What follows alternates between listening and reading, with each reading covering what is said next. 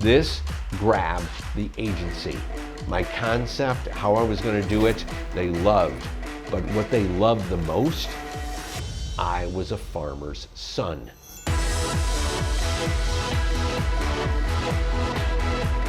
They knew this was a slam dunk.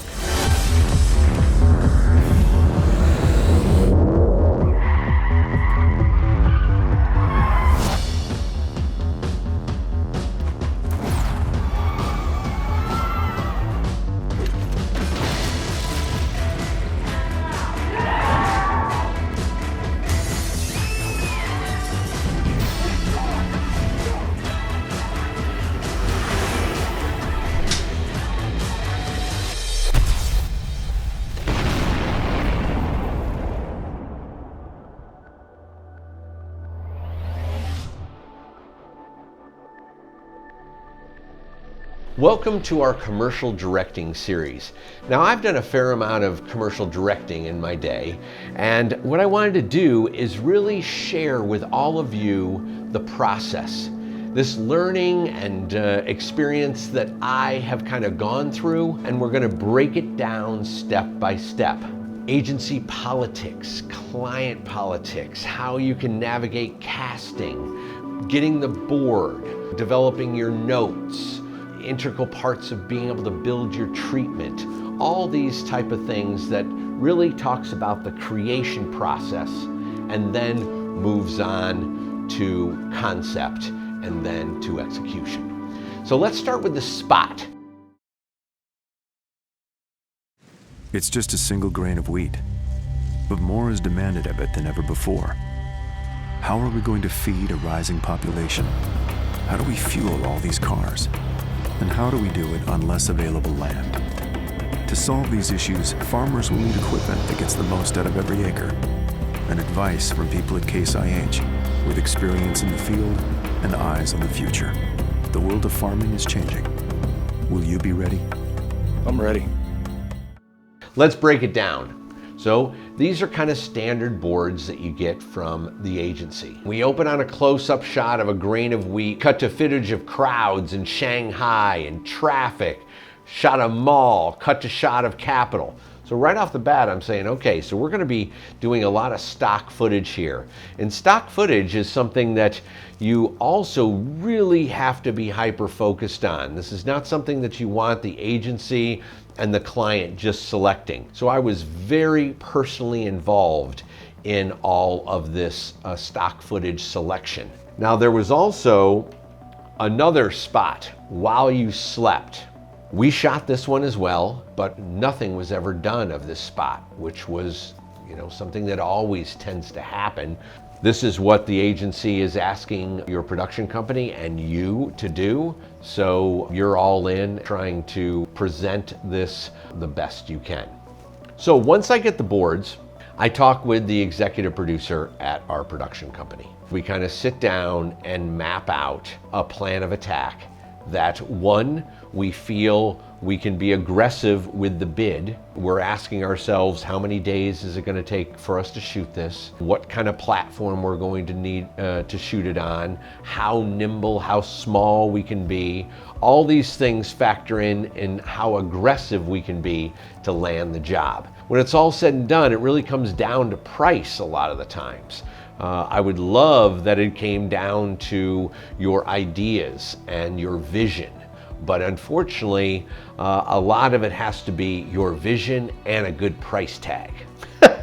So I'm constantly like, because you want to think big. You want to think big outside of that box so you can eventually be crammed into it.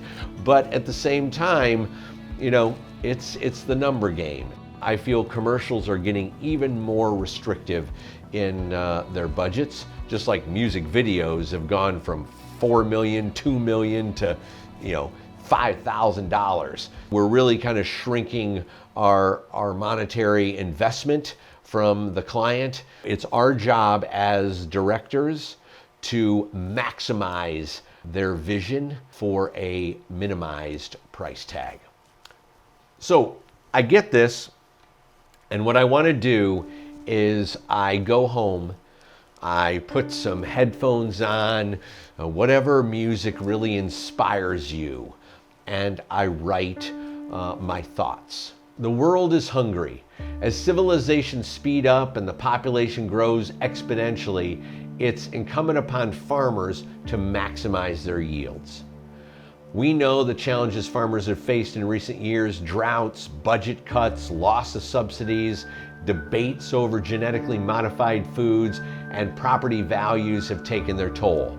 I wanted to really cut to the core, right? So they understood who I was. And this is very important when you're conceiving your thoughts. This will eventually evolve into your treatment. For this spot, I want to focus instead on the quiet nobility of the farmer, the tireless steward of agriculture, and the heroic provider to the communities near and far. I want to take what many would consider to be an ordinary farm moments and show them in extraordinary ways. That's a bold statement. These are the kind of ideas that you want to have. It's like you were taking a damn combine commercial and we are making a bigger idea around it, giving it a lot of girth and social responsibility. Now I try to personalize it. Having grown up working on my dad's farm in upstate New York, I'm often underwhelmed by the depictions of farms I see in commercials. Absolutely. They usually represent a Hollywood director's over-stylized vision of what a farm should be rather than the beauty of the real thing itself. I know farms, and I know that the actual rhythms, the real-life work, and the way farm machines are really used, it's just so much more interesting to watch. This authenticity is what I want to tap into for Case. I grew up on a farm. I can relate to it. I was on a combine. I was on tractors. I harvested. I plowed. I dragged. Okay, so I'm personalizing this thing. When I was a kid, I was up at 5 a.m. on the tractor. I was in school by 8:30. I played sports in the afternoon. Then it was home and back on the tractor with a break for dinner that we usually took in the field. Literally, my mom would throw down a picnic blanket into the field and start eating. I would stop working around 11 p.m. Okay, do the math on that. This grabbed the agency. My concept, how I was going to do it, they loved. But what they loved the most is I was a farmer's son. They knew I related to this, and this was a slam dunk. Personalizing that message is absolutely paramount. This is what I've done on all of my feature work. You get inside, you show the world that you never knew existed. Drumline is a perfect example. Who knew that there was this subculture of bands that have these massive competitions throughout the South? Think about Into the Blue. Who knew that there was a world of these scavengers and these treasure hunters? Semi-pro, I really got inside the game of ABA basketball, but also in the elements of, you had to be your own promoter. It's like really get inside, tell that story that you never knew was really there, and tell it extraordinary. And you want to be able to do the same thing. If you're going for a car commercial, you want to talk about how many car commercials you've shot and knowing the idiosyncrasies of the sheet metal and how to exhibit it, how to show power and what lensing. You see what I'm saying? You kind of go in deep on all of this. Okay, I've been thinking about these spots as representations of little journeys found in the typical day on the farm. A single kernel of wheat goes from the stalk through the cutter of the thresher into the truck where it joins millions of other grains. A farmer rises just before dawn, walks from his house to his combine or tractor. These are unremarkable journeys, and yet they are simple actions that help feed the world. Now I go into tone. I want these journeys to feel very intimate. That is a tone. So you want to feel like you're with this farmer, finding the details, the tiny actions, the gestures, compositions that make these moments feel like paintings. I'll use vintage Kowa lenses that capture light flares and tiny details in stunningly beautiful manner. While some know me as an action shooter, a huge portion of my work has been about creating warm, intimate moments that recall simpler times while remaining completely contemporary. I think We Are Marshall speaks to this perfectly. I shot it on vintage lenses, went for that kind of a feel. More recently, I've completed a short which I think fits with what we're trying to do here. I love the tones and the palette. It also shows the power of the Canon 5D. Act of Valor had not been completed yet. Remember, that took me 2.5 years to shoot and another 2.5 years to actually get relativity to bring it to the big screen. So I put the last 3 minutes in and it was a hyperlink, so they could click on it and it was on its own little page and they could immediately see it. People were really hot to this very small, compact nature of this camera, as well as how small you could roll out. The production company built its whole platform on this style of commercial shooting and how aggressive we could really get on jobs. We would go out with a very small crew, we would do very minimal lighting, and we would do it like a SEAL team. All the amazing things that I learned from Act of Valor, being able to go in and out with a very small stealth team, was deployed in many of my commercial director cameraman jobs. One of the references I wanted to pull from this is a lot of the old FSA photography, black and white photography back in the day in the mid-30s and early 40s. I just love the graphic compositions and starkness and the authenticity. Now you want to go into casting. I want to use real farmers. A lot of agencies really like this concept. Some don't. They like actors, so their faces and everything look absolutely perfect. I knew we could really find a farmer out there, and there's a reason why I wanted to do this. There's a visible authenticity to the way a farmer puts on his boots, to the way he walks across the field, to the way he climbs into a tractor, that only can come from years of experience and repetition. I've been a member of the farming community my whole life, and I know that farmers can spot an actor a mile off. And this was embracing case, so we're selling to the farmers, so it has to be legit. In the casting of non-actors, we're also supporting my hunch that we should go lean and mean in terms of shooting these spots. I'll work with a minimal crew, small cameras that require minimal lighting.